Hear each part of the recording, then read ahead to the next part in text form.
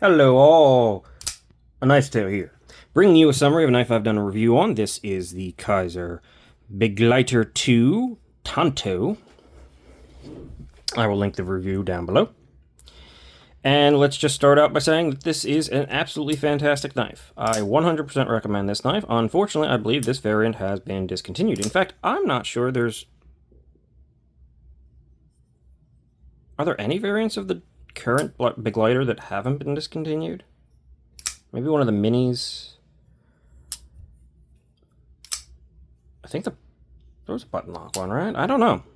What's still available? I'll link a few of them down if I can find anything that's still available.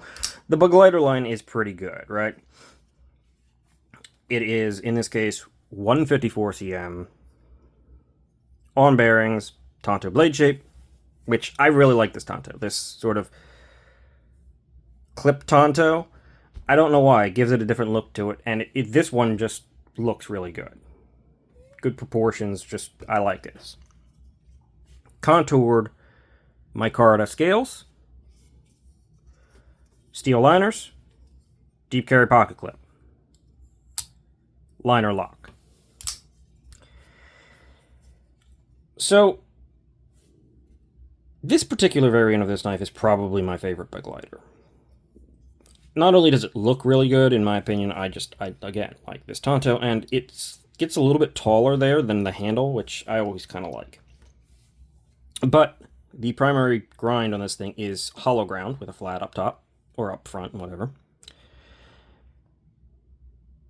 The plunge grind could be better, but at the same time, they left you this little nubbin here, which is usually a good thing in my experience when you have a knife that is purely thumb stud or opening hole or something like that. If it doesn't have a flipper, because that nubbin can be used to, and yes, I'm going to call it a nubbin, can be used to act as the stop for the pin, or the stop point on the blade in the closed position, so you have full access to your plunge grind and cutting and sharpening tools and whatever you want.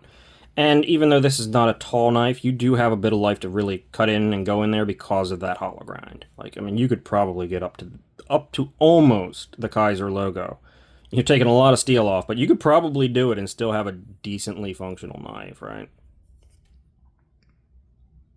Yeah. So you're actually getting a surprising amount of life off this little thing. It's not big. Just a quick look at it. Just overall, it's 7 7/8 with 3 3/8 blade. It's got some decent skeletonization. It's not super heavy. It's very dexterous in the hand, especially with the angles being pretty soft on this thing. What the heck is that? That's pocket lint attached. I didn't even notice that. This is an Azo design.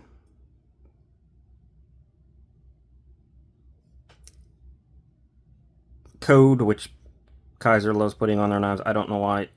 Again, logo's good. Wish it was up here. Kizer, the word does not need to be there. I get it. We get it, right? None of that needs to be there. That doesn't need to be there. Just that. Blade steel logo, and if you want the designer. That'll be fine.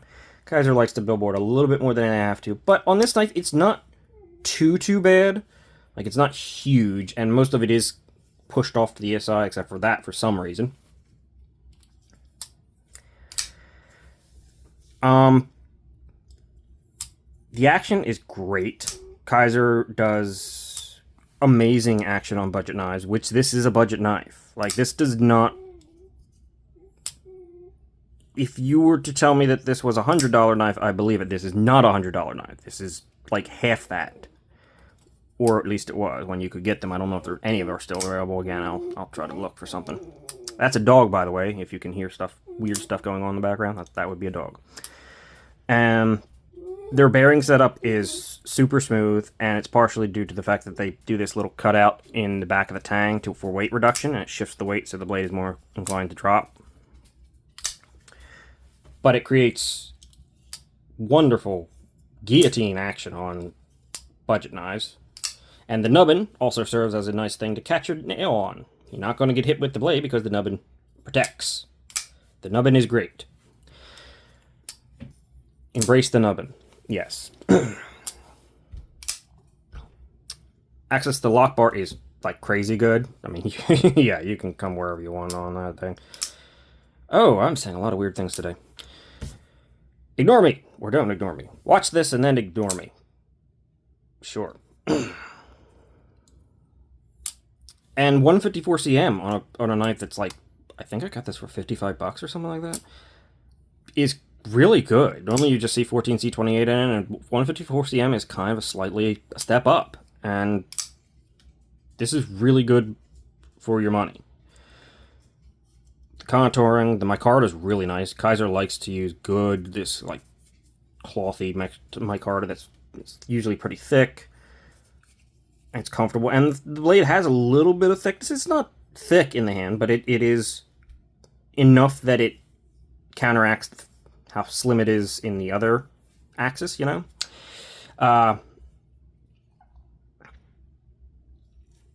Lanyard hole. Reversible pocket clip. Just some simple standoffs. Pocket clip. This is a great deep carry pocket clip, by the way. Works great. No ledge at the end to get stuck on. Just a continuous rise here. We got everything. Inset screws. Wonderful. This and the detent is pretty darn money. Nice and snappy. Pretty strong. But not bad.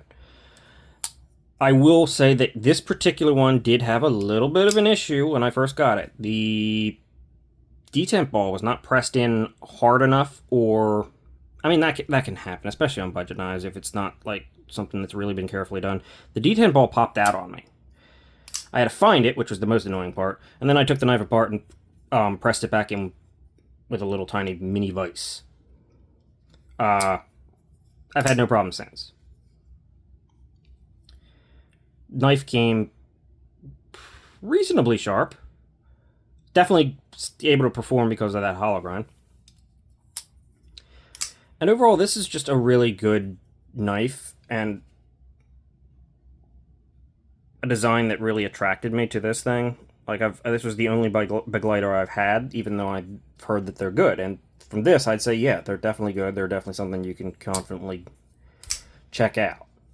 There's a mini one. Again, I don't know what ones are currently being produced, but they'll probably come out with more. Right? There's a large one with a button lock and everything. They've done several iterations. This is the Begleiter 2, so I'm sure, or hopefully they will come out with more. Maybe an even better one. Wouldn't that be nice? Yes. But this is a good knife, and as far as budget knives go, this is a really good knife. So, just wanted to do a summary and take another look at this thing. That's it, really. Yeah. Drop a like, drop a subscription if you would be so kind, and I will see you guys in the next one. I'm having trouble talking today, so I'm floundering a little bit. I think I did okay in this one. Let me know. But I know that the last video I just recorded, I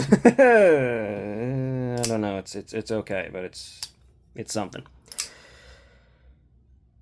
Does anybody have days like that where you can't talk right? Does anybody know what that is? This is just a whole side little tangent, but I'm curious. Is that some sort of actual psychological thing, or maybe if you didn't get enough sleep, I suppose it could impact that, but I don't know. Just talking, right? That's all.